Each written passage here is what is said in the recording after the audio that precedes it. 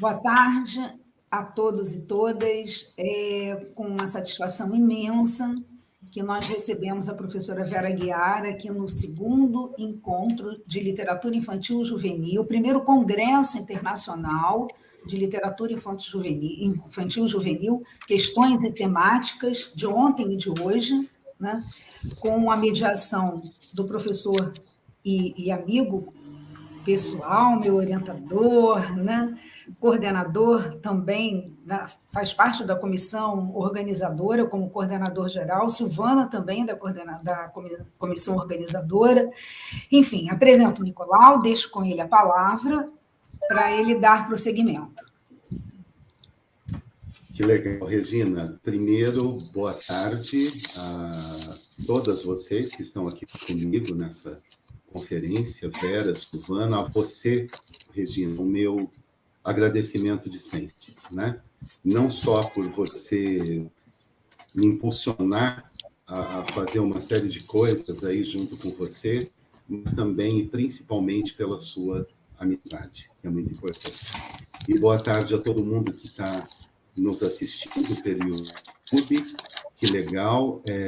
E aqui, logicamente, eu fiz um resumo do currículo das minhas colegas, que vão passar aqui até esse início de tarde com todos nós. Na conferência, que é a Literatura Infantil e Juvenil, temas que atravessam os tempos, da professora doutora Vera Teixeira Aguiar, que é doutora em letras pela PUC do Rio Grande do Sul, professora titular aposentada só na conversa, né? Aposentada da PUC do Rio Grande do Sul. Ela é autora, todo mundo sabe, de vários livros que não tem condição de citar, de capítulos, artigos, né? E publicações nacionais e internacionais. Também organizou em parceria vários livros, né? Dos quais uns que eu amo, poesia infantil juvenil brasileira, esse que é muito até atual, né? Junto com o Secantini, que é Entre Teclas e Dígitos. Ela é membro de vários conselhos editoriais, de comitês de assessoramento, ela é pesquisadora do CNPq e também vários prêmios e recomendações pela Fundação Nacional do Livro Infantil Juvenil, das suas obras como organizadora, etc. E em 2013, nós temos aqui conosco uma finalista do Prêmio Jabuti, né, com o livro A Poesia Infantil e Juvenil Brasileira. E, fora esse currículo maravilhoso, que me dá muito orgulho de apresentar, a Vera é um ser humano de uma qualidade assim excepcional. Ela é a amiga que liga, que pergunta como é que a gente está, então é um ser humano que também divulga. Nunca vi uma pessoa que divulgue tantos congressos, tantos eventos e tanto o trabalho dos colegas. Isso é muito bonito. Aqui, para ajudar nessa mediação, né, da mesa, a professora doutora Silvana Augusta Barbosa Carrijo, também minha amiga querida, doutora em Letras e Linguísticas pela Universidade Federal de Goiás. Ela tem estágio de doutorado na Escola de Altos Estudos em Ciências Sociais, em Paris, estágio também pós-doutoral na Universidade de Santiago de Compostela, é professora associada da Universidade Federal de Goiás, no campus de Catalão, que eu tive um prazer imenso de ser convidado uma vez para um evento. A professora faz muitos eventos, é extremamente participante, né, de discussões na nossa área, na área de literatura. Isso é muito bacana também. É autora e organizadora de vários livros, capítulos de livros, artigos nacionais e internacionais, do qual eu destaco, se não o último, um dos últimos, Letras Insubmissas.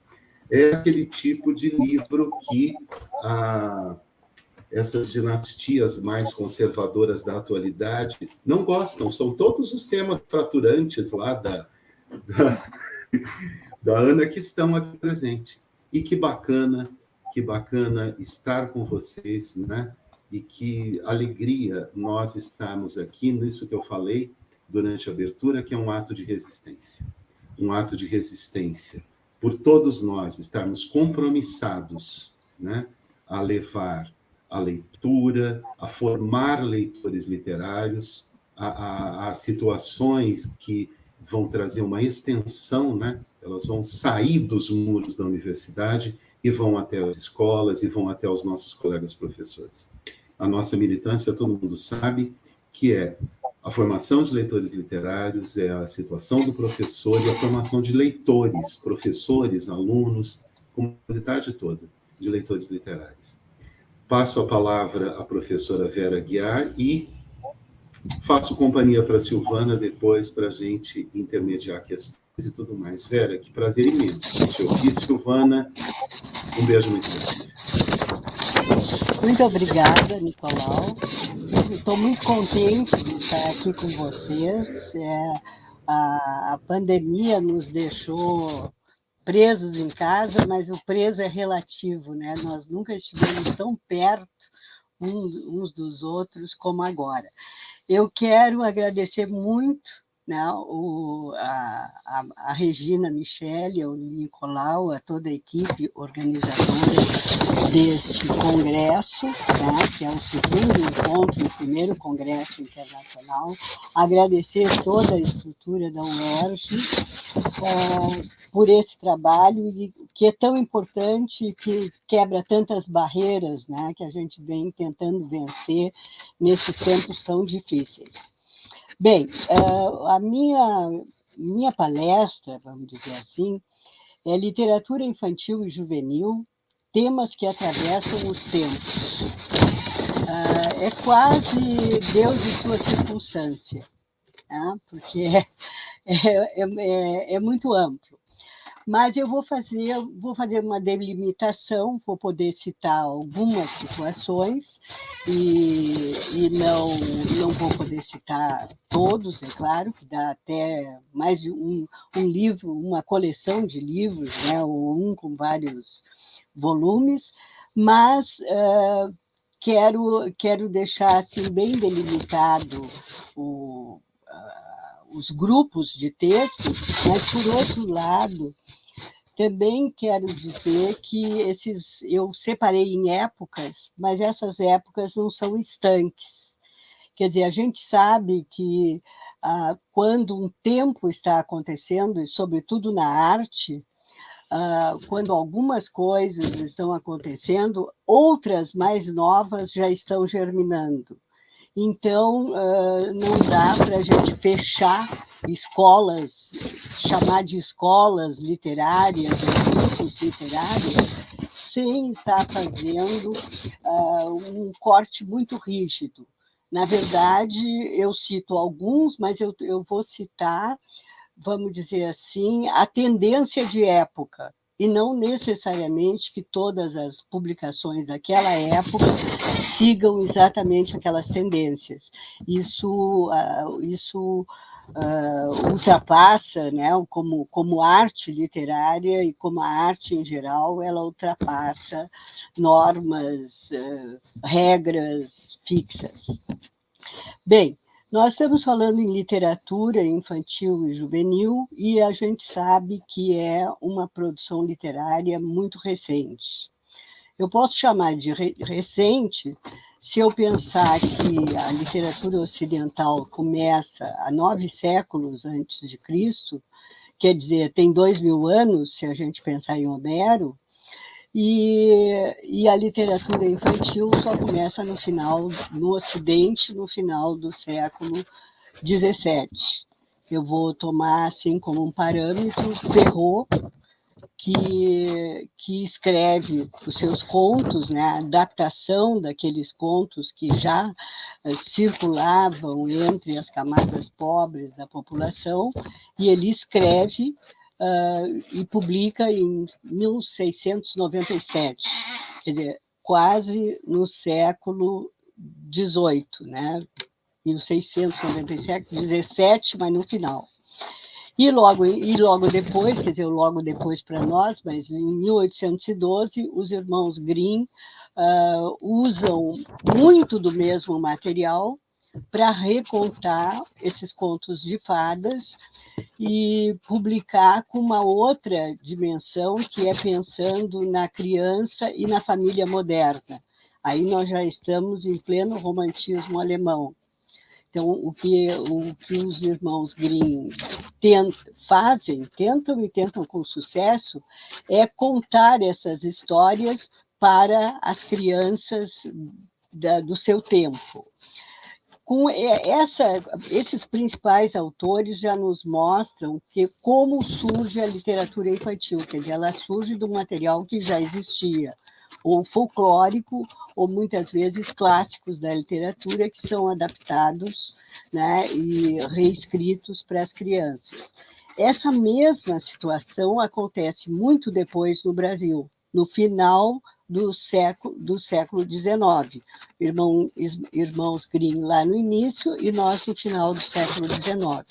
E talvez por isso mesmo os irmãos Grimm são muito mais conhecidos e muito mais publicados, adaptados e contados, né? Circulam também na literatura oral ou na literatura contada para as crianças, na família, na escola, porque eles estão muito mais próximos de nós, quer dizer, os valores que eles defendem, a família que eles mostram é muito... Vera, desculpa, eu vou ter que te interromper. Eu acho que o seu microfone deve estar Tá ruim? Porque o som está com muito ruído. Tá. Então eu vou tentar tirar o microfone. Porque aí deve raspar alguma coisa. E ver o que acontece. Fica melhor? Eu acho que agora solucionou. Qualquer coisa eu faço um sinal. Tá? Certo.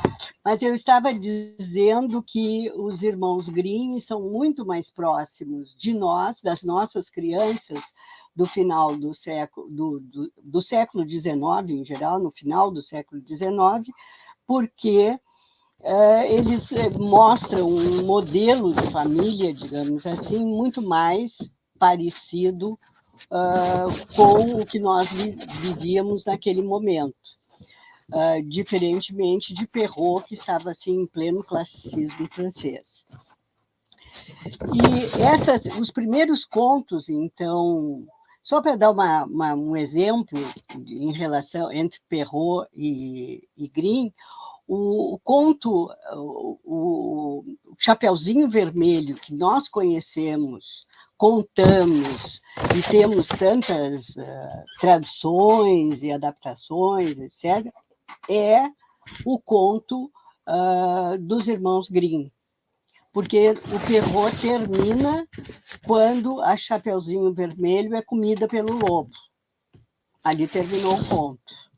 A figura do caçador que chega, mata o lobo, tira a avó de dentro, tira a menina de dentro da barriga do lobo, etc. Esse é um adendo dos irmãos Grimm. Né? Se vocês forem ler o original de Perrault, não acontece isso. Quer dizer, a história não tem um final feliz como os irmãos Grimm fazem no século XIX. E o Brasil, do final do século XIX, ele está num momento bastante conturbado politicamente. É o momento da propaganda republicana, é o momento da propaganda pela absolvição, né, da escravatura, pelo término da escravidão, é o momento da imigração europeia para o Brasil. Os alemães começam a chegar muito cedo, eles chegam, as primeiras levas, em 1823, 24, 25, os italianos chegam por volta de 1875. Então, é todo um povo diferenciado, com uma outra cultura, que vem e passa a fazer parte da sociedade, enfim, brasileira. A propaganda republicana é muito forte. E, com isso, começa a haver uma preocupação com o ensino, com a leitura e com a criança, e especialmente, porque começa a surgir uma outra visão de infância que não aquela visão que era praticamente quase uma visão medieval. A criança não contava para a sociedade, porque ela ia começar a ter importância depois que chegasse a idade de trabalho, né, de participar produtivamente da sociedade. Nesse período, então, começam a se providenciar material de leitura e um aumento da escola. A escola não era ainda essa instituição sofisticada que é hoje, mas havia professores, mestres de escola, e eles precisavam de material escolar. O que era o material na época? Eram os contos de fadas traduzidos, e aí nós temos o Figueiredo Pimentel, com as histórias da carochinha, histórias da avózinha. Eu encontrei no Rio Grande do Sul também um livro de poesia, Flores do Campo, escrito por um padre jesuíta, e que é destinado ao leitor estudante, ao jovem leitor, como ele diz. Então, é uma literatura preocupada diretamente com a formação dessas crianças e jovens. Mas um personagem importante dessa história é Carlos Jansen, um alemão que veio para o Brasil. Ele esteve no Rio Grande do Sul um tempo, fundou, inclusive, um jornal, o Guaíba, e depois foi para o Rio de Janeiro e trabalhou na Escola Dom Pedro II.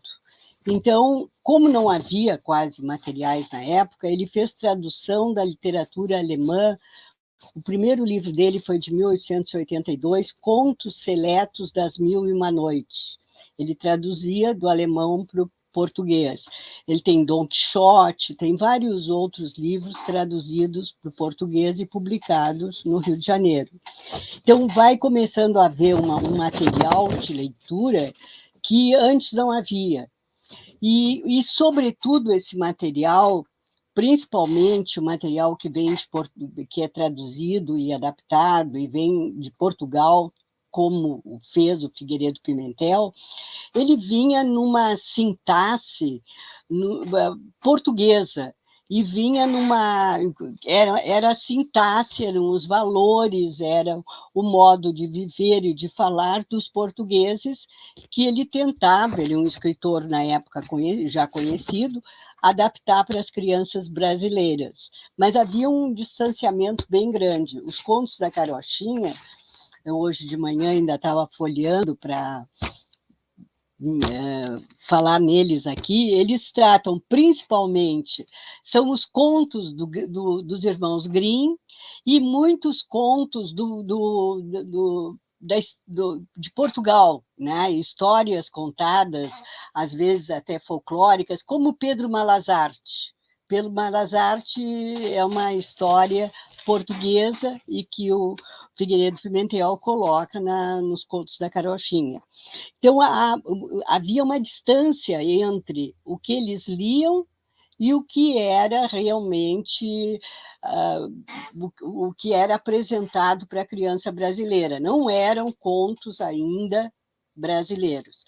Mas, com isso, nós temos a abolição da escravatura, depois temos a proclamação da República e todo um programa, nas primeiras 2 décadas do século XX, de construção de uma nação brasileira, de construção dos primórdios do que os homens de letras, de cultura, políticos, entendiam por Brasil.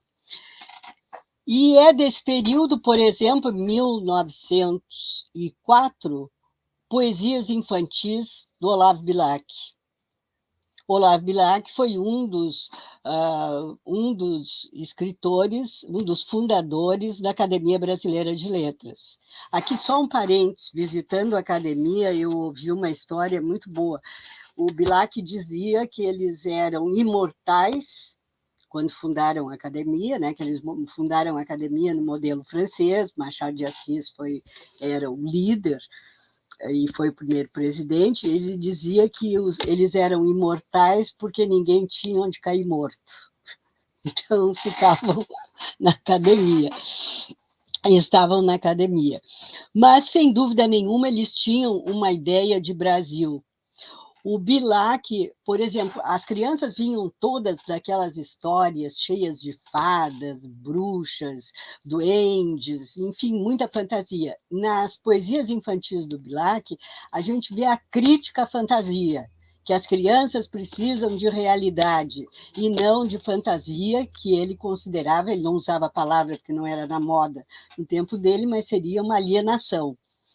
Ele é contra o uso da fantasia, e tanto que os poemas dele, embora muito bem feitos, do ponto de vista, muitas vezes eles são pedagógicos, vamos dizer, como o trabalho, tal como a chuva caída fecunda a terra no estio, para fecundar a vida, o trabalho se inventou. Não nasce a planta perfeita, não nasce o fruto maduro para ter a colheita, é preciso trabalhar. Tem toda. Olhem bem também, no caso do trabalho, a ideologia do imigrante. Eram os imigrantes que vieram para cá para trabalhar. Essa ideologia do trabalho, ela é do início do século XX. E o imigrante, porque o imigrante veio fazer a América, ele veio de uma Europa esfacelada, muito pobre, e veio para cá e eles vieram para trabalhar mesmo. Então, essa ideologia que o Bilac reproduz está no ideário daquela geração. Ele escreve também, por outro lado, também um conhecimento do Brasil, entender o Brasil como uma nação que está se formando e que precisa ser construída em cima de valores permanentes, valores fortes, com um comportamento, o povo com um comportamento ético muito bem fundamentado.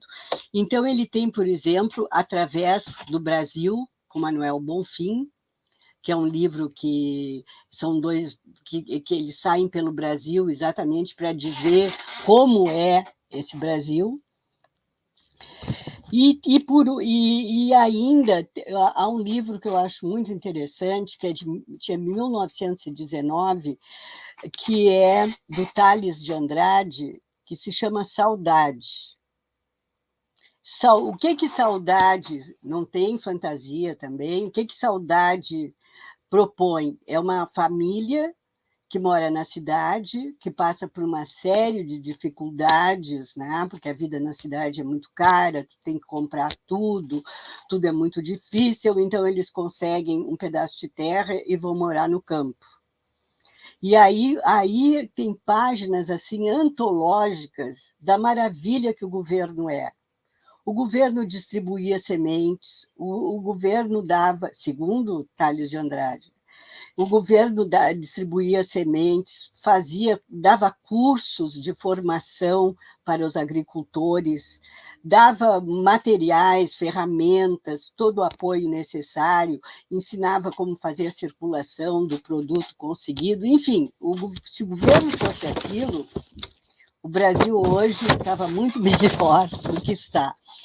Mas eles moram no campo e acaba chegando um momento em que eles precisam voltar para a cidade, porque o menino vai estudar. O narrador que conta a história, ele já adulto, conta a história da sua família, e ele, agora, no momento da escritura, é um agrônomo.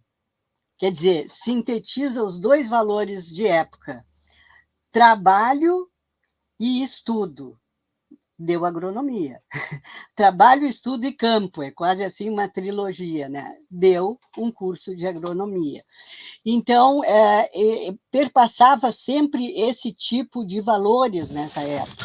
A gente tem que pensar também que é a época do Rui Barbosa, da oratória muito desenvolvida.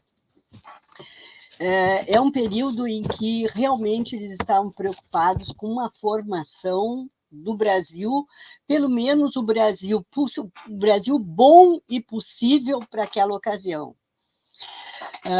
Eu trabalhei, só fazendo um parênteses, eu trabalhei com a Oração aos Moços, do Rui Barbosa, no curso de letras.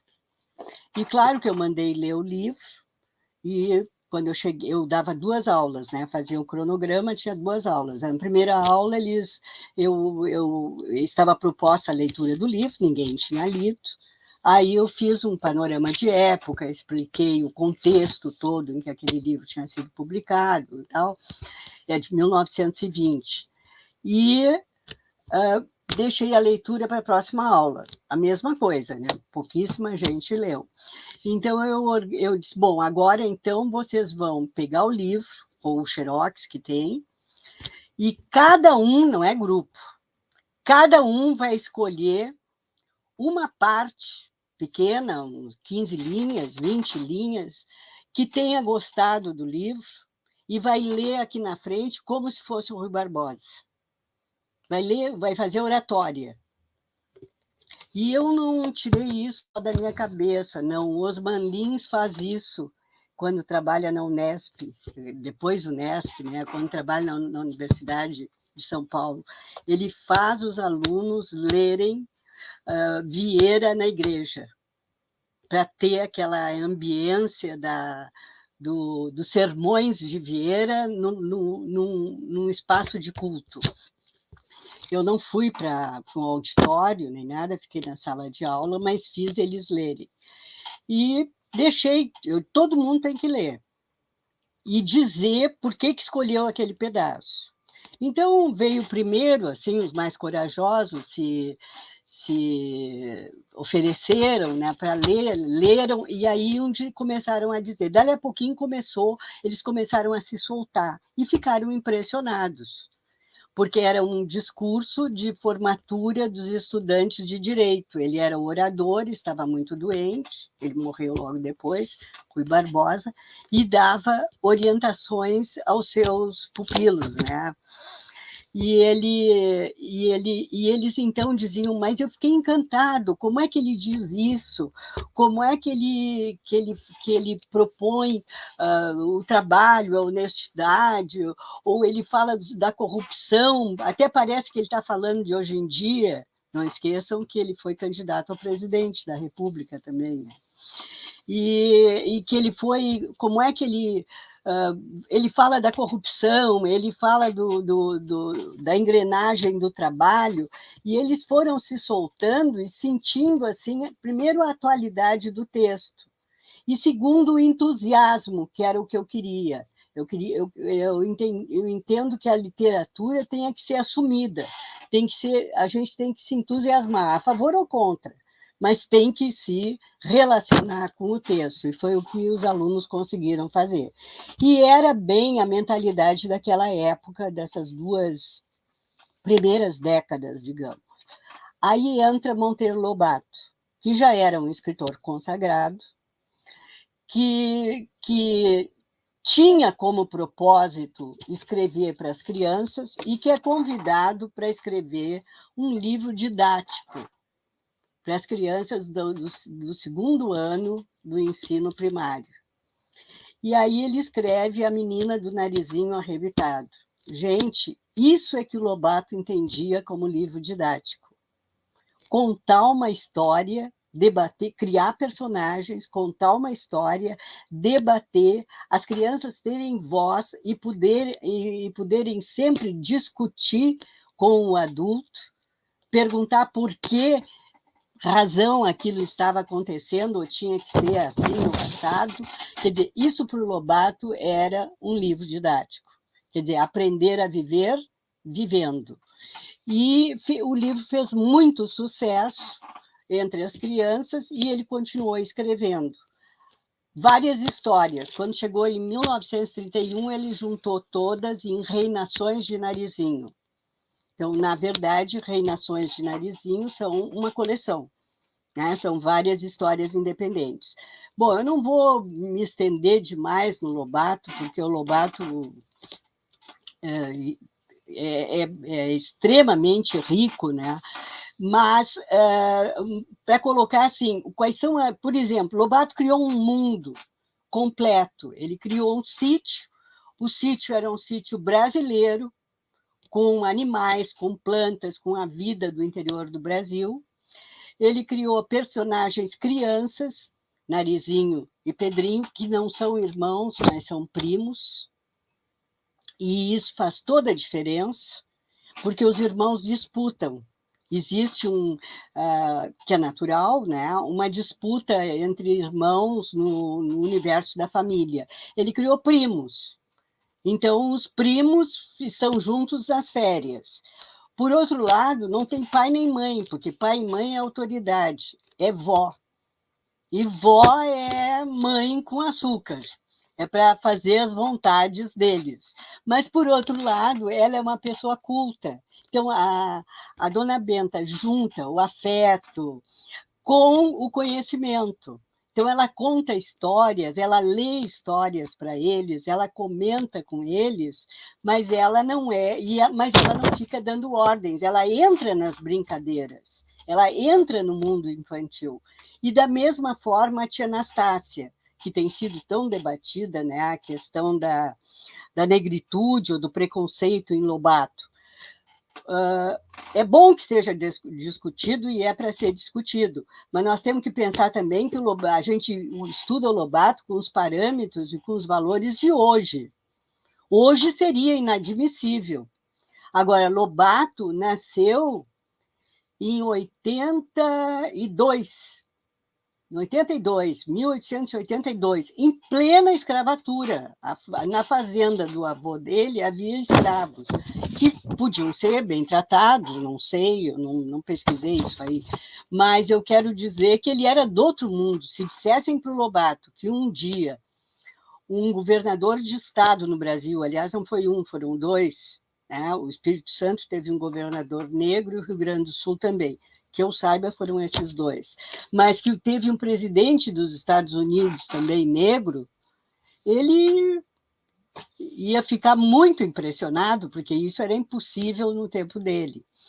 Então, mas há na obra do Lobato, há uma crítica social, né? As caçadas de Pedrinho, é divertido aquilo, o quanto de burocracia o governo inventa, né, para espantar um hipopótamo ali do portão, e o Pedrinho depois resolve rapidamente. Enfim, ele cria todo um universo, e esse universo vai passando de obra em obra, quer dizer, o universo se torna mítico. O leitor do Lobato, ele sempre sabe onde está pisando, como aquele espectador do teatro grego. O espectador ia assistir a peça, mas ele sabia o mito, ele sabia o que ia acontecer. Ele sabia que a Medeia ia matar os filhos. Não tinha novidade nisso. A novidade estava no como é que isso era representado. E o Lobato faz esse tipo de coisa. Ele reúne as crianças, e essas crianças passam de obra a obra, são sempre as mesmas. As crianças, os animais, os adultos, eles vão participando de todas as histórias. Não há uma mudança, o que cria esse ambiente, então, como eu disse, mítico. Mas esse ambiente também não é fechado, porque as crianças viajam, né, durante a guerra, eles na chave do tamanho, eles vão tentar resolver a guerra, eles vão à Europa, as crianças recebem, né, a Alice no País das Maravilhas, por exemplo, vem do País das Maravilhas ao sítio. Já pensaram que maravilha? Eles já conheciam a Alice das histórias, mas a Alice veio ao sítio, veio ao Brasil, veio ao sítio, no nosso interior, na casa, né, da dona Benta, esteve lá. Então, ele fazia essa abertura, esse intercâmbio entre culturas também, ele também passava isso para a criança. Né? E a ideia que ele tem de Brasil é alguma coisa assim. Bom, não precisa dizer que ele foi perseguido por todos, pela Igreja Católica, porque ele dizia que se Jesus viesse a ser morto de novo, que a alma era um soprinho, né? Era só um soprinho. Ele era contra, ele era a favor do petróleo, ele era contra, né, a exploração estrangeira do petróleo e por aí afora. Quer dizer, ele foi ele saiu do Brasil por causa do Getúlio, ele foi expurgado das escolas, e até hoje, né, Lobato é tão rico que até hoje ele é criticado. Ele é elogiado, mas ele é criticado, o que significa que ele está vivo na nossa cultura para ser discutido, sim. Isso como ele inaugura um outro momento na literatura, que é a década de 20, que vai adiante. E se naquele tempo inicial os temas eram europeus, eram uma fantasia mesclada de realidade, depois os temas tinham todos a ver com a construção de um Brasil, de uma nação brasileira que ainda não existia, a partir do Lobato, os temas começam a ser a construção da criança com que ela tem de infância, com que ela tem de brincadeira, com que ela tem de necessidade de explorar o mundo. Quer dizer, as respostas não são fechadas e ela é o centro das decisões. As crianças sempre participam de tudo. E, de outro lado, um outro aspecto que está ligado ao tema é a linguagem.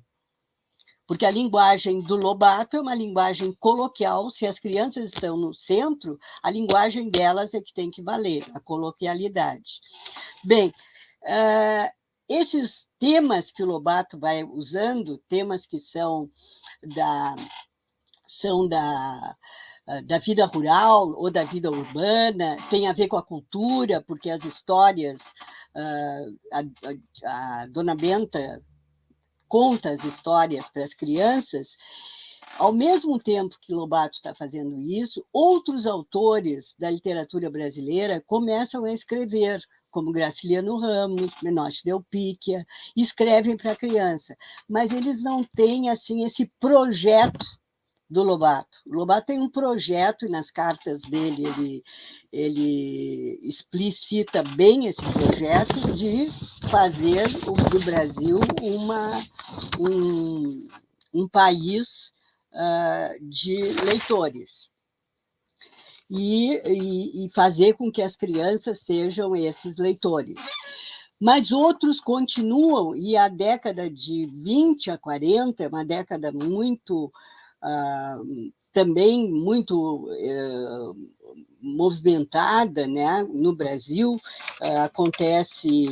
Acontece, bom, do ponto de vista artístico, já começamos com a Semana de Arte Moderna em 22, mas depois continua a Revolução de 30, a ascensão do Getúlio Vargas, o Estado Novo, né? Que é a ditadura Vargas, e isso vai até 45.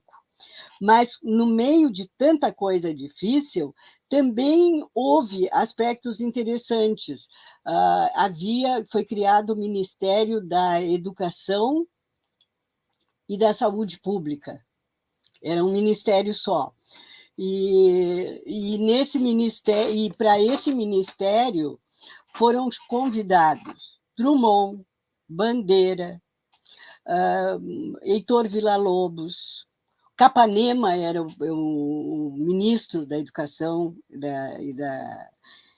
e da Saúde Pública.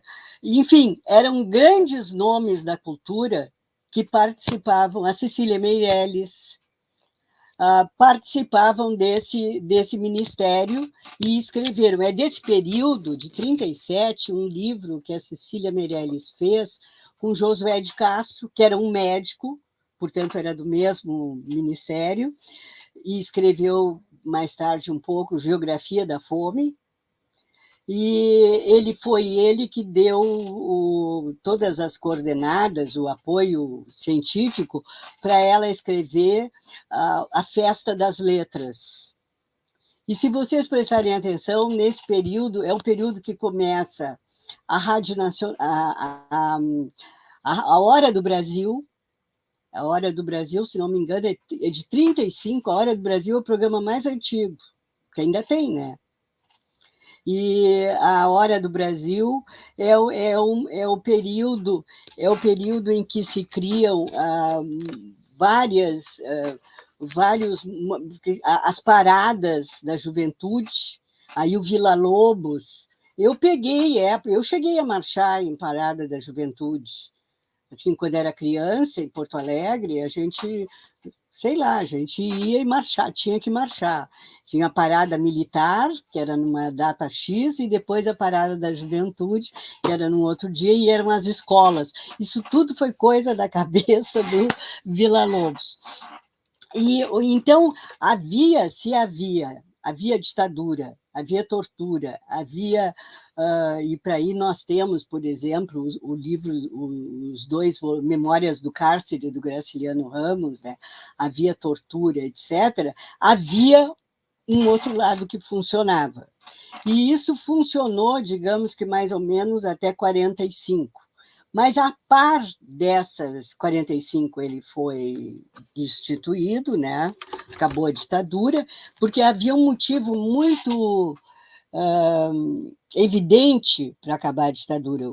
O Getúlio custou muito a entrar na guerra, porque ele tinha muita simpatia pelo fascismo, pelo nazifascismo, né? Mas acabou entrando do lado dos aliados, e os pracinhas brasileiros foram para a Itália lutar.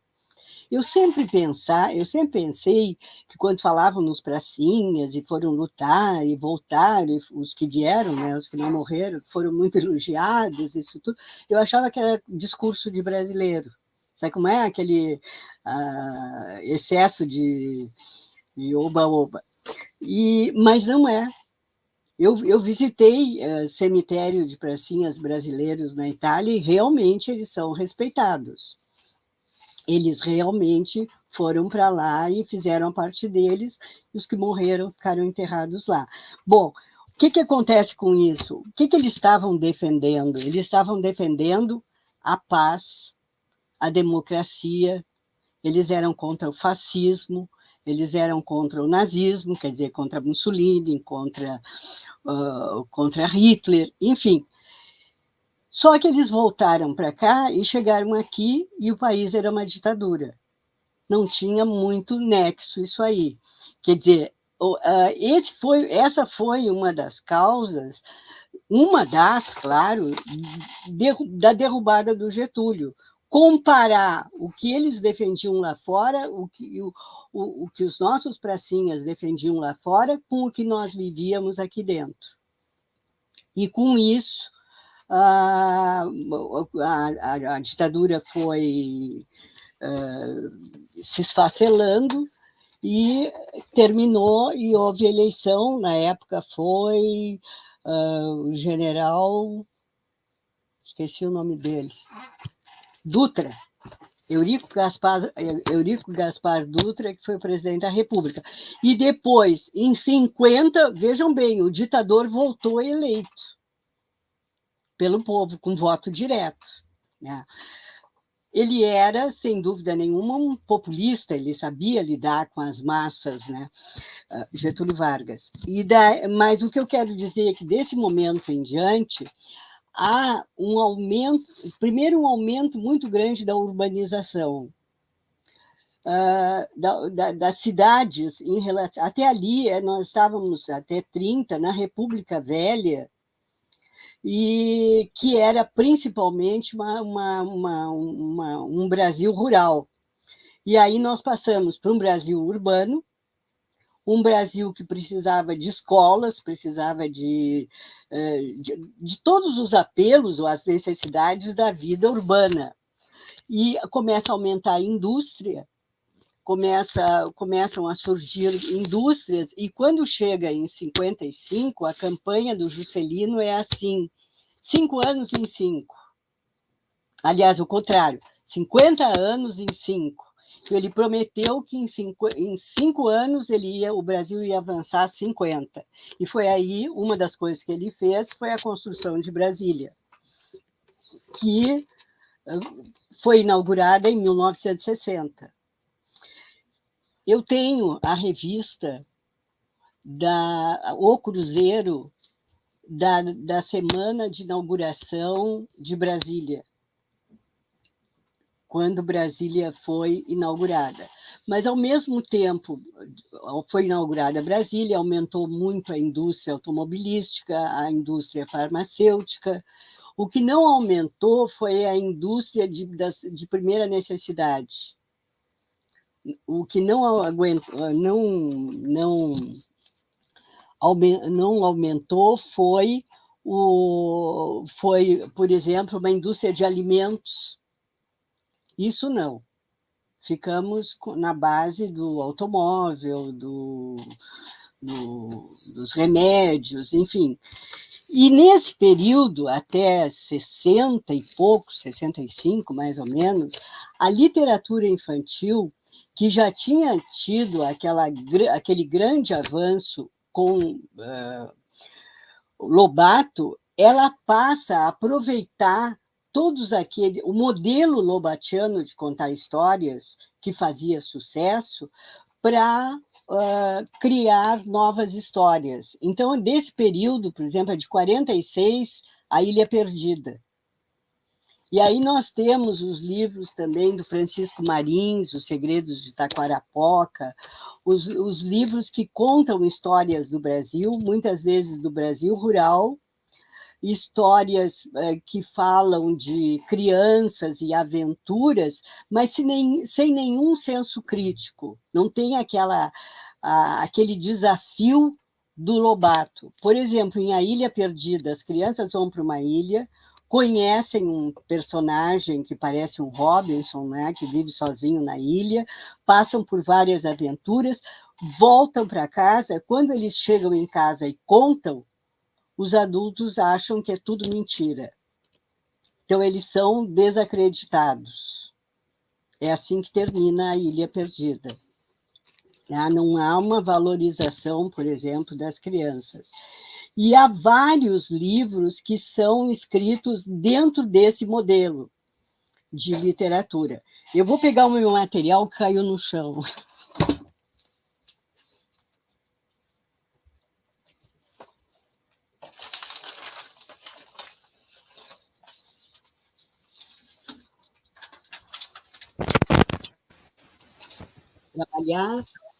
Trabalhar em casa e estudar, né?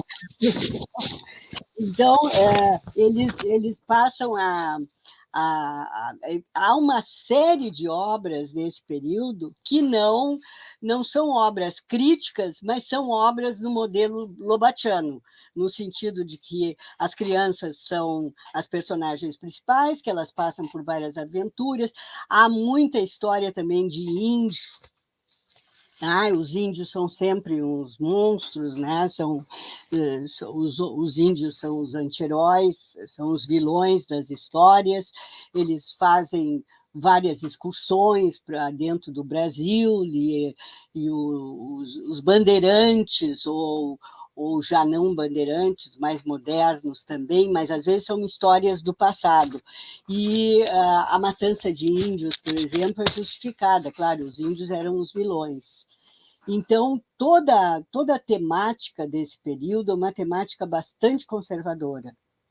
Não há uma produção de literatura que seja desafiadora, como foi a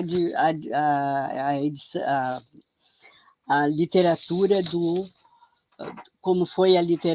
do Lobato nos anos anteriores. O que foi aproveitado foi o modelo Lobato de contar histórias, esse sim. A partir daí, depois de 60, nós fomos, aí todo mundo, acho que a maioria, os nossos estudantes de hoje não, né? Mas vocês já devem ter passado pelos anos 60 da ditadura militar, que começa no início de 64. Um belo dia a gente vai dormir, dia 31 de março, e acorda dia 1º de abril numa ditadura. A ditadura aconteceu de 31 de março para 1º de abril. Foi uma espécie assim, de 1º de abril na vida da gente, né? E esse golpe militar e essa ditadura foram muito severos com tudo, mas a cultura e a educação, principalmente. Houve uma reforma de ensino que fez uma distância muito grande entre o ensino público e o ensino privado, as escolas públicas eram escolas para cursos profissionalizantes. Isso, Porto Alegre está começando tudo de novo agora. Então, mas não tem novidade nenhuma. Eu já vi isso, né, há quase 60 anos, 50 anos atrás. A reforma é de 1972. E, com isso, a censura era muito forte, a censura contra a imprensa, contra todos os meios de comunicação, contra a literatura, as artes em geral, todas elas proibidas. E o que acontece no período? Certos escritores, porque, por outro lado, a indústria continua crescendo, o desenvolvimento urbano continua acontecendo. Então, os escritores que não têm mais chance de escrever porque eles são proibidos, né, são censurados, eu consegui comprar Feliz Ano Novo, do Rubem Fonseca. Eu li no jornal que o livro tinha sido censurado. E fui na livraria correndo, né, naquele mesmo dia, não sei se no mesmo turno, para comprar. Aí o rapaz disse para mim, mas está censurado, tem aí, mas eu não posso mais lhe vender. Eu disse, não, me vende, eu estou na universidade, eu preciso do livro, me vende o livro. Aí eu consegui comprar, na última, assim, né, com a última chance, porque o livro estava censurado. Então, ou nem se publicava mais, os editores, claro, que não publicavam, porque estavam sofrendo censura, cinema, teatro, artes plásticas, né, música, e aí a gente sabe, os músicos estão aí, né, compositores populares, até cantores, falando desse período. Então, muitos dos autores que eram autores de literatura em geral, ou estavam começando a escrever, passaram a escrever histórias infantis. Por quê? Porque história infantil não valia nada. É coisa de criança, ninguém lia. Então, com isso, eles podiam publicar as histórias com esse viés, digamos assim, infantil, mas que, na verdade, eram altamente simbólicas. Vocês devem lembrar, assim, ou já viram, o Reizinho Mandão, o rei que não sabia de nada, Uma Boa Cantoria. Uma Boa Cantoria, da Ana Maria Machado, é uma antecipação às Diretas Já. O livro é de 80, e depois, em 81, 82, né, por aí, houve as Diretas Já. É exatamente isso. Era uma vez eu vou inventar as profissões, né? Mas era uma vez um moleiro caminhando pela estrada e começou a cantar. Aí passou um sapateiro e disse assim, olha, não pode cantar, é proibido cantar, ninguém pode cantar. Ele disse, mas por que não pode cantar? Cantar não faz mal nenhum, eu vou cantar sim. Aí o outro pensa, é mesmo, e vai também. Então, a história em lenga-lenga, ela vai repetindo essas sequências e vai aumentando. O coro dos cantantes, né, aumenta até chegarem na frente do palácio e o primeiro-ministro fica desesperado, vai falar para o rei. Olha, o povo está cantando, é proibido cantar, está todo mundo cantando. Aí o rei disse, não, agora não é mais proibido. Vê que não tem como fazer parar, né? Agora não é mais proibido cantar. Então, ela termina dizendo que eles vão cantando, primeiro desafinado, depois vão afinando e que acabam conseguindo trocar até a própria lei. Quer dizer, ela antecipa, por isso que eu falei no início, né, de que as obras antecipam, inclusive, os fatos históricos ou literários de depois. E há vários, assim, 4 Dias de Rebelião. O Joel Rufino dos Santos escreve, por exemplo, O Soldado que Não Era, da Guerra da Independência. Ninguém falava, o Brasil teve guerra para fazer a independência, mas ninguém conta. E ele era historiador, pega a história e conta no Soldado que Não Era, a Guerra da Independência. O outro é 4 Dias de Rebelião, está acontecendo agora, que foi a Guerra da Vacina, em 1904, no Rio de Janeiro. Agora está acontecendo de novo, né? Parece mentira. Meu Deus do céu, quase 120 anos e nós estamos fazendo a mesma coisa que foi feito em 1904. E assim por diante. E há obras assim também, por exemplo, outra da Ana Maria Machado é aquele Raul da Ferrugem Azul. Ele não podia falar porque ele tinha uma ferrugem na garganta. Quer dizer, a garganta estava proibida, estava impedida, né, de falar, até que ele começa a falar e resolve. A fada que tinha ideias é muito interessante, porque a fada que tinha ideias, de um lado, ela tem a estrutura do Lobato. Cada capítulo é praticamente um conto. E sempre a mesma menina, Clara Luz, que vai indo de capítulo a capítulo. E ela vai, de uma menina dentro de casa, ela vai se libertando, digamos assim, porque ela não quer fazer mágicas iguais às mágicas que estão no livro das mágicas. Livro das mágicas, leia-se Constituição. Ela quer inventar novas mágicas. E assim o livro se desenvolve. Então, são livros para criança que podem ser lidos em vários níveis. E é óbvio que os militares não liam em nível nenhum. E se era para pensar alguma coisa, o livro já tinha passado, já era infantil. E assim continua. Tem uma coleção que eu não vou falar muito, porque já está 13h05, né? Que era a coleção da a editora Comunicação de Belo Horizonte, que escreve histórias baseadas só no real. Então, eles escrevem histórias que têm a ver, assim, o menino e o pinto do menino. Depois tem outra que é Os rios morrem de sede, o pai vai levar o filho a pescar, mas o Tietê já está poluído. Então, começam a surgir esses novos temas, né, para as histórias. E isso vai se continuando até, vamos chamar, nós temos aí autores muito importantes, né, a Silvia Ortoff, o Giraldo, e a Lígia Bonjunca, que desde 75 já vem fazendo uma literatura que vai se desenvolver muito depois de 80, que é uma literatura mais intimista. A literatura da década de 65 a 80, mais ou menos, e 80 e poucos, ela é muito marcada por temas que, sem dúvida nenhuma, levam ao social e ao político. Elas são marcadas pela crítica social, pela crítica ao modelo econômico, político que aparece. E depois de 80, acontecem muitas coisas, quer dizer, sempre está acontecendo, mas acontecem muitas reviravoltas no mundo.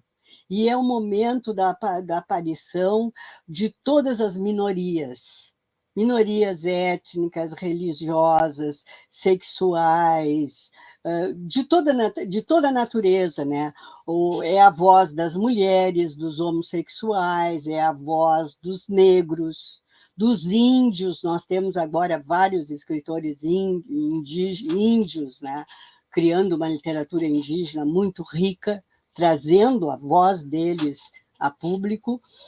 E começam, a par desses temas que são ligados às questões, porque a gente diz minorias, mas não são minorias. O homem branco, ocidental, cristão, né, não é o mundo inteiro. Quer dizer, todas essas vozes, a gente até pode começar pelas mulheres. As mulheres são, na maioria, ou no mundo como um todo, o número de mulheres é maior que o de homens. E os homens, no entanto, elas são minoria. Mas são minoria em voz, em direito à manifestação social, à participação, à tomada de decisões. Nesse sentido, é que elas são minorias e estão começando, né, já há um tempo, mas as coisas não se fazem assim, né, a se a lutar por isso, todas essas categorias.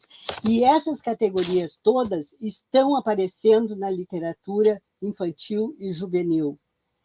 Então, aqueles temas que eram mais políticos se transformaram também em temas como poluição, degradação, né, temas ecológicos, corrupção, temas que têm a ver com as preocupações do homem de hoje e que são preocupações planetárias. Nós nos preocupamos, ou os nossos artistas, os nossos leitores se preocupam, mas se preocupam com questões, esses temas atuais são temas de uma força muito grande. E, por outro lado, ao lado desses temas, existe uma preocupação muito grande também com o intimismo. Como é que o sujeito criança, adolescente, passa a se conhecer e a se descobrir? Como é que ele chega a muitos romances de formação para adolescente? O que ganhou o prêmio agora da Fundação, que foi Peças de um Dominó. O autor é bem jovem, eu acho, não sei se ele já fez 30 anos, ele é bem jovem.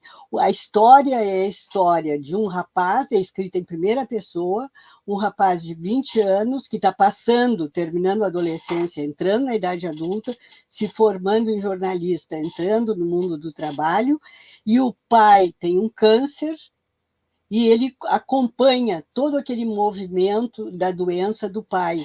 O livro é todo o tempo esse movimento, mas o livro não é, digamos assim, é um livro pesado, vamos dizer, é um livro denso, mas, por outro lado, ele diz que o dominó sempre pode ser jogado de novo, e as peças vão cair outra vez, mas nós vamos começar a jogar esse dominó de novo.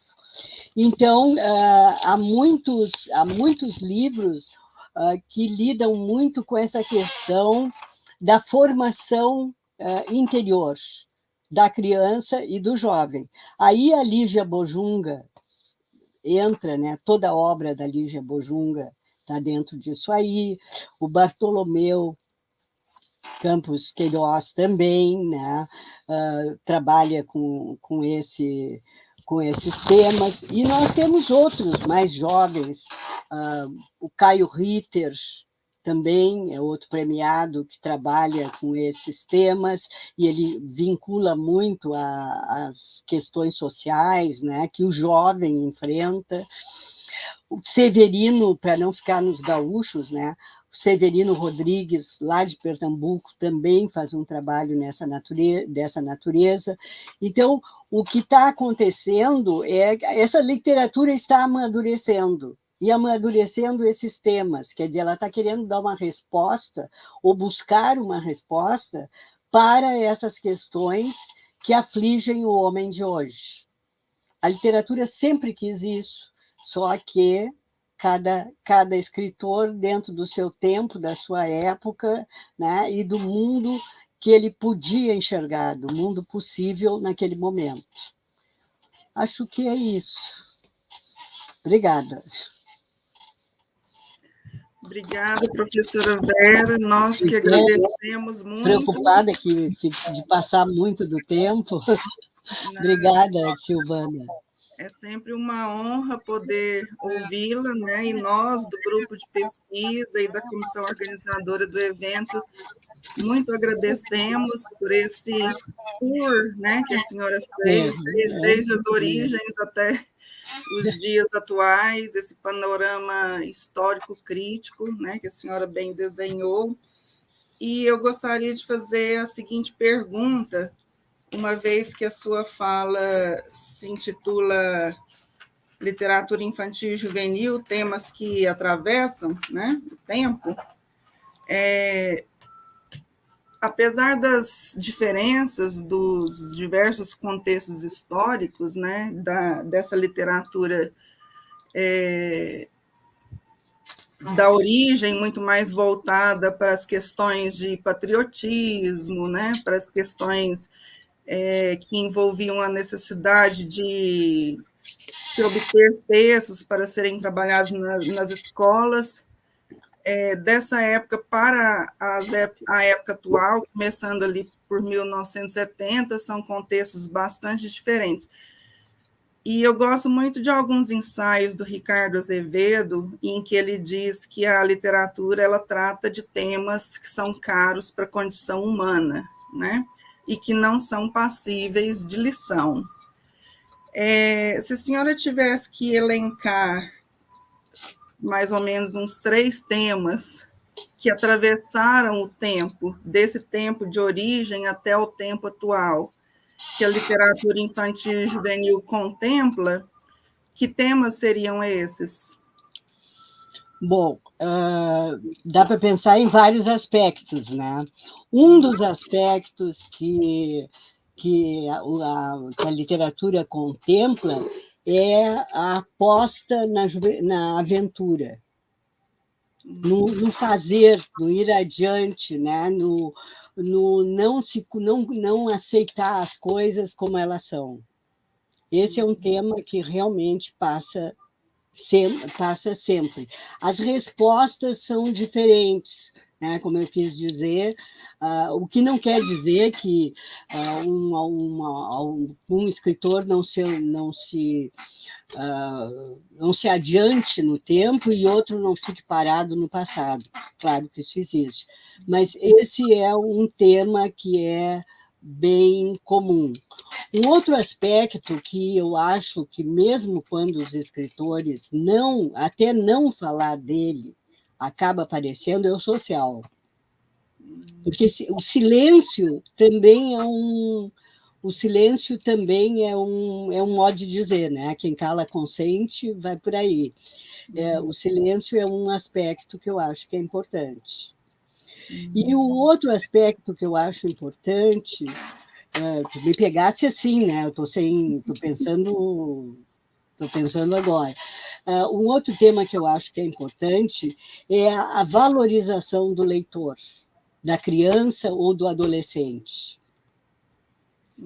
É de como, de alguma maneira, ou porque quer formar um leitor, lá no início, eu não estou defendendo, vamos dizer, a pedagogia do Olavo Bilac, mas ele é muito bem intencionado, ele está pensando que aquela é a forma melhor de oferecer, ele quer oferecer, inclusive ele chega a dizer que ele quer oferecer uma literatura de qualidade, que a criança merece qualidade, ele diz isso na introdução. Então, eu acho que o espaço do leitor no texto, o caminho que é dado a ele, mal ou bem, aparece. Às vezes, por exemplo, em A Ilha Perdida, as crianças gostam da Ilha Perdida, porque durante todo o caminho há aquilo que eu falei antes, a aventura, mas o final ele é decepcionante. Mas durante o tempo, a maior parte da leitura é uma aposta no leitor. Então, eu acho que esses aspectos, assim, a valorização do leitor enquanto criança, enquanto jovem, é um aspecto importante, o aspecto social, o que o rodeia, e, de outro lado, a aventura. Na minha dissertação de mestrado, lá em Priscas Eras, né, eu fiz uma pesquisa de campo, usei várias variáveis, era bem ambiciosa e tal, mas uma coisa que deu, assim, em todas as faixas etárias, foi o gosto pela aventura. Todos eles acabavam dizendo que era a história assim que eles queriam. Eram crianças de 10 a 15 anos, do quarto na época, 8º, né? Hoje é 9º ano do ensino fundamental. E a aventura foi uma coisa assim gritante para todos. E os escritores buscam esse tipo de coisa. Certo, muito obrigada, Nicolau. Tem algumas perguntas para apresentar?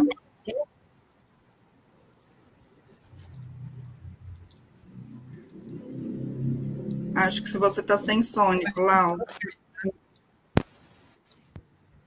Agora me ouvem? Sim. Sim. Ah, tá, era o fone de ouvido que não está funcionando. Vera, obrigado, que bacana, né, Silvana? Muito. Estão aparecendo agora, estão aparecendo algumas perguntas, eu vou tentar. Silvana, se você puder também ficar de olho. Vera, primeiro, Claro. seu sotaque, você sabe que me hipnotiza, então eu fico prestando atenção, né, e contando as ideias. Agora, só registrar aqui os agradecimentos do pessoal que nos acompanha no YouTube, né?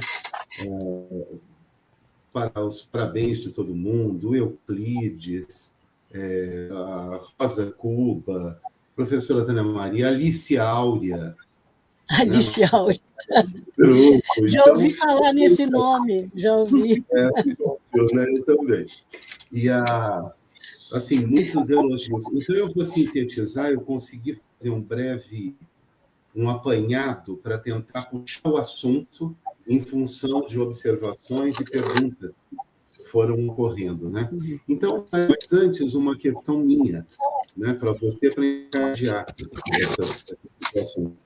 Desse panorama que você fez, brilhantemente, né, de temas e tudo mais, me fez lembrar algumas situações teóricas e outras situações de vivência. Por exemplo, quando você falou assim, falo para os meus alunos, eu li o livro Saudade, de Tales de Andrade, quando eu estava no que naquela época se chamava primário, né? Que era fundamental. Hoje eu fico me perguntando como é que uma criança, numa terceira série, conseguia ler um livro daquele. E eu li. Não tem culpa, eu li, né? Eu estudava em colégio confessional. Então, logicamente, eu não li Lobato na escola, porque está proibido, tá certo? Mas do Saudade, eu me lembro da atenção e do carinho de tudo aquilo. De ver aquilo, que era uma realidade que eu não conhecia, por ser um menino da cidade. Entendeu? Então, isso é extremamente importante, porque, às vezes, o leitor, né, a gente fica preocupado. E muito, agora eu encaminho para as questões, juntando as questões do pessoal, quer dizer, você diz aí que nós sabemos momentos que foram cruciais para implantação, ou colocação, inserção de temas na literatura para crianças e jovens, né? E estava olhando uma pergunta aqui, mas o que acontece? Você separou alguns momentos, eu pontuei alguns que são básicos. Lógico, você tem esses precursores, né? Mas você tem 1904, você tem começo do século XX, você tem de 20 a 40, também a questão de Getúlio. Agora, uma situação que me chama a atenção, que aí eu junto algumas perguntas que foram feitas, né? Ali, pelo chat. Como é que você vê hoje, já que nós vivemos um momento um pouco diferente daquele do regime militar? Porque se lá os autores tinham a liberdade de acessar e publicar seus trabalhos nessa chamada literatura infantil, juvenil, não que não tivessem os estereótipos, não que não tivesse coisa feita para difundir, né? Parece que esse projeto de país está sempre fazendo parte dessa literatura. Agora, você tem hoje também, como virou um mercado muito rentável o da literatura para crianças e jovens, você tem editoras, você tem grande parte do dinheiro de tudo isso vindo dos projetos educacionais, de listas de livros, né, recomendados e tudo mais. E as editoras, o que você vê hoje, né, e aqui em São Paulo eu tenho contato com várias pessoas, você vê as editoras se adaptando a esses modelos, né, porque se não podia fantasia lá, se o Bilac não gostava da fantasia, hoje a gente tem representantes que também não querem bruxa, não querem uma série de coisas aí, né? Querem formar do mesmo modo do Core, do Edmundo de Amici, né? Que é formar aquele tipo de nação. Como é que você vê isso hoje? Quer dizer, aqui eu estou sintetizando algumas perguntas que foram aparecendo. E se você puder encadear na mesma resposta, me parece que as pessoas também não veem o Lobato, elas não conseguem ver, além de não fazer o exercício de ver o homem naquela época, né? Me parece que antes de Lobato, o negro também não aparecia na literatura para crianças. Ele começa a aparecer na maneira, a sua visão, da sua época, né? Nós somos pessoas do século XXI com tantos problemas de preconceito ainda. E nós julgamos o escritor de lá. Queria que você visse isso, como é que é esse mercado editorial de hoje, e lá na ditadura militar e hoje, como é que você vê, como é que você faria alguma coisa, se você puder, lógico. Eu acho, bom, em primeiro lugar, eu estou me lembrando de uma crônica do Luiz Fernando Veríssimo, em que ele diz assim, que o pior lugar que tu pode estar para descrever um incêndio é estar no meio do incêndio. Está no meio da desgraça, então tu não tem como. Tu precisa de distância para tu poder analisar ou descrever o fato. Tu não pode estar lá na lava do vulcão, por exemplo, descrevendo o que está acontecendo. Então, é um pouco por aí, quer dizer, é muito difícil a gente descrever o momento atual, porque uma das coisas que acontece, naquele tempo, quer dizer, é mais fácil a gente pensar na década de 70, vamos dizer, ou 60, 70, 80, porque a gente já está distante, já viu o que aconteceu. Agora, o que está acontecendo hoje está muito em cima, a gente está em cima do incêndio. Agora, uma coisa é certa e já tem um certo tempo, e se a gente pensar, tem até um certo tempo que eu vou dizer que seria de 80 para cá, 90 para cá, talvez, 80 e tantos. São os programas de ensino. Aliás, começa antes, começa na ditadura, esse fechamento das propostas, e todo mundo tem que seguir aquela mesma proposta. Então, por exemplo, isso aconteceu nas diretrizes curriculares da década de 80. Eu fiz um trabalho naquela época e eu pedi para o Brasil inteiro, eu trabalhei na Secretaria de Educação. Aí eu estava na secretaria e fiz uma carta, um documento em nome da secretaria, dizendo que estava fazendo uma pesquisa sobre as diretrizes e pedindo uma cópia. E aí recebi de quase todas, faltou uns 2 ou 3 estados só. E, por exemplo, algumas eram muito parecidas. Estados vizinhos, assim, todo mundo tinha a mesma diretriz. Eu acho que um copiava do outro. Qual era o original, não sei. Mas uma coisa que me chamou a atenção, por exemplo, foi de um estado que apresentava não uma diretriz de ensino, aula por aula. Eram planos, assim, fechados de aula para os professores seguirem, quer dizer, sem liberdade nenhuma, era aquilo que eles tinham que fazer e pronto. Foi uma das mais fechadas assim que eu vi.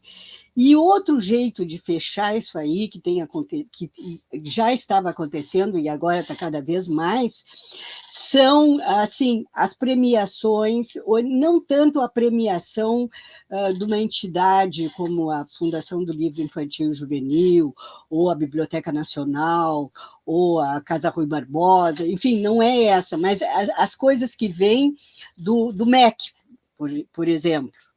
Certo? E daí vem esses programas, e esses programas fazem seleção de livros.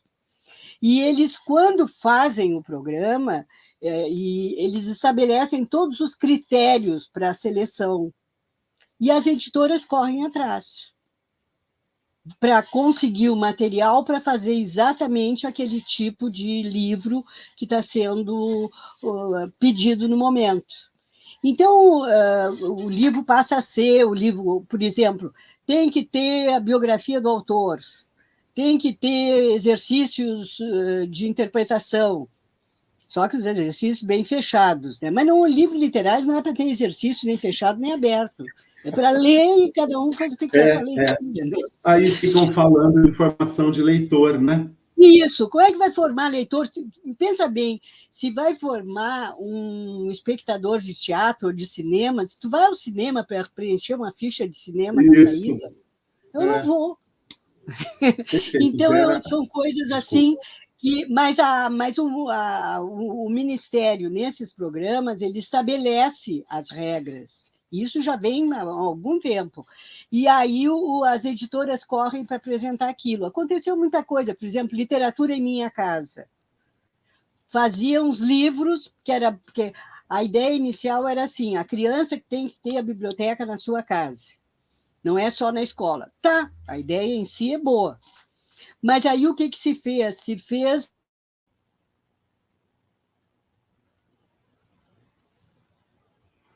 Acho que a Vera teve um problema de... Voltou. Olha lá, tá, voltou. Voltou. Começa a haver uma preocupação, fazer a edição do livro, o projeto gráfico, passa a ser a pobreza extrema. Quer dizer, qualquer criança vê que essas folhinhas assim dobradas é uma coisa, e um livro literário com capa dura, com ilustrações e tal, é outra. Isso aí aconteceu. E agora está acontecendo de novo, né? Eu sei que está havendo um projeto em que as coisas são bem rígidas. A minha esperança é só de que isso não dura. Tá? Eu já tenho idade suficiente para ver quanto fracasso deu por aí. Né? De que essas exigências não durem. E tem um outro aspecto importante, a criatividade dos escritores, dos bons escritores, ultrapassa isso aí. Ultrapassa porque há escritores escrevendo há 50 anos, e a gente vai ler, o livro é maravilhoso. O primeiro livro da Lígia é de 75, eu acho, Os Colegas, não tenho certeza. Bom, década de 70, vai dar 30 anos mais 20, é quase 50 que o livro que ela está publicando e nos surpreende sempre. Né? E tem acontecido também assim, editoras pequenas, né, publicando de uma forma assim, mais criativa, etc. Então, realmente é um prejuízo. Como nós temos a questão do tempo em razão dos simpósios, apenas deixar registrado que algumas pessoas se manifestaram de uma maneira muito interessante, mas que talvez não dê tempo de responder ou ampliar o debate, porque várias questões colocadas também dariam margem a outra conferência que eu tenho certeza que você faria. Por exemplo, quero registrar a Suelen Martins, que falou que quem parece querer formar leitor no país é perseguido. Eu achei interessante isso. Regina, já estou terminando. A Cacau também, que nos acompanha aqui, diante de todo esse panorama que você apresentou, a situação atual da literatura hoje, né? Então, acho que você conseguiu falar alguma coisa. E o Euclides, depois, são os que eu consegui separar pelo tempo que nós temos, né? A Fernanda Ferreira, o cancelamento das obras de Lobato e outros não seria um tipo de ditadura, de censura, e a reescritura também, né? A reinvenção de personagens. Porque quando Lobato começa a ser discutido, eu me lembro, né? Eles queriam que contextualizasse. Depois dessa contextualização, de colocar situações sociais, étnico-raciais, aí virou reescritura. Aí começa toda essa coisa. E o Euclides, para concluir, Regina, o que se sabe de um anterior tempo mais marcado pela oralidade, que eu acredito que não dê tempo de discutir isso, né? Não dá tempo, mas e há uma volta também muito à oralidade, sobretudo na poesia. Tem muito assunto também, ainda. Tem que pensar nessa questão do Euclides, o tanto que essa literatura para crianças, que nós tínhamos, por intermédio, histórias contadas por nossos pais, avós, familiares, né? Foi terceirizada também, em figuras que agora contam a história. Então, quer dizer, isso sai de um âmbito familiar, de uma questão cultural, que eu me lembro da minha avó, da minha mãe, contando histórias para a gente. E hoje é mais difícil isso. Vera, eu quero agradecer, não a você, mas agradecer a Regina por estar aqui ouvindo você de camarote. Tá bom? Obrigado a você, Silvana, amiga querida. Que bom eu que te ver. agradeço muito. Que bom, deu tudo certo. Regina. Microfone. Está sem som. Eu estou dizendo que é um privilégio discutirmos literatura entre os nossos pares, entre aqueles que querem pesquisar literatura hoje, né? Somos privilegiados. E ouvir a Vera... muita coisa, né? Inclusive reescrituras com atualizações, com paródias, né? Eu não falei em paródia. Paródia é outro dado importante, oralidade, a paródia. Vera, muito, muito obrigada, de coração. Ouvir você realmente, como o Silvano falou, é um privilégio, mas é também um encantamento, é uma viagem que você nos proporcionou hoje. Muito obrigada, eu que agradeço. Estou muito contente de ver vocês, de estar aqui com vocês. É muito bom. Silvana. Obrigada a vocês. Nicolau...